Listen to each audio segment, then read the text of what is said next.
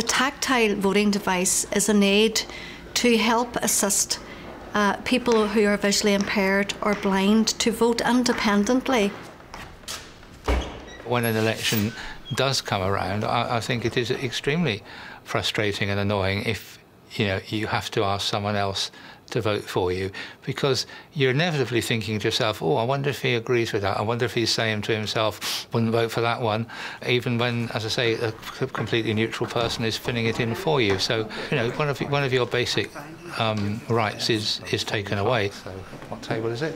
Just over here to your right-hand side. The tactile voting device was introduced because of legislation back in 2000, and it is the most single important piece of equipment that allows people with visual disabilities to be able to cast their vote in a secret way, similar to everybody else in society. Hello, how are you? Hello there, fine, thank you. Can I take your name, please? David Mann. And have you got ID with you, David? Yes. There we are. Thanks very much. Okay.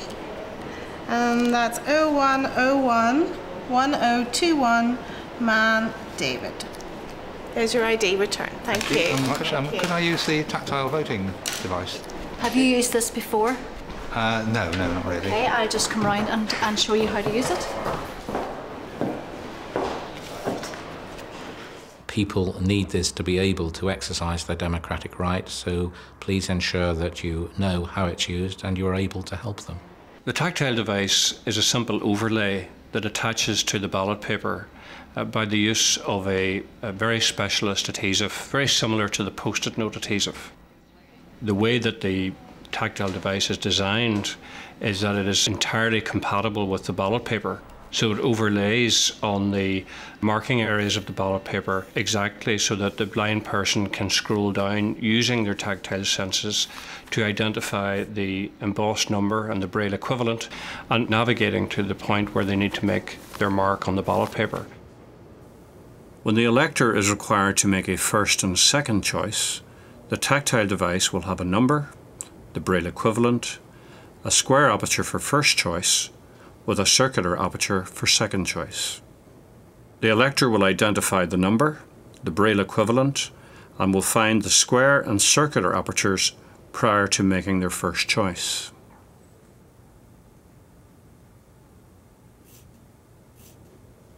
Repeating the process, they will again find the tactile aids and make their second choice mark in the circular aperture.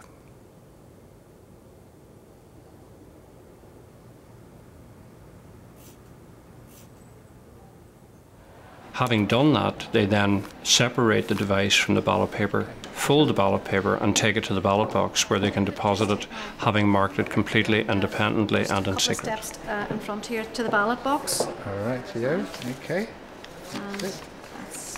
An awful lot of presiding officers do not or have not used the selector device, whether it be that there's a fear of maybe a lack of understanding how it actually works, so therefore it doesn't get offered to the person or to the voter who requires it. When I turned up at my polling station and asked for one, the man in charge knew exactly what I meant and where it was and got it and gave it to me, but he had no idea how to use it, how to attach it to the ballot paper. And I don't think he actually realised even that it had to be attached. It's very important that presiding officers feel comfortable about not just offering it, but perhaps instructing the voter on how to use it. Those who have used it from the blind community have found it very useful, but it seems clear that its availability is not completely appreciated, and I think that that's something that we need to work on, and hopefully we're addressing that today.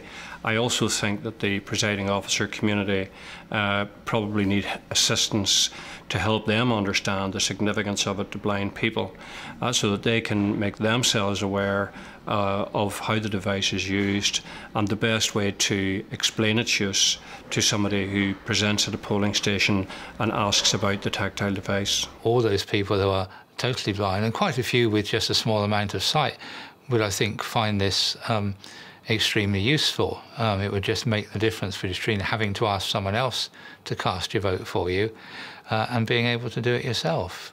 The goal really is to make people who present at a polling station with a disability feel that they're being treated equally and the same rights of access as everybody else.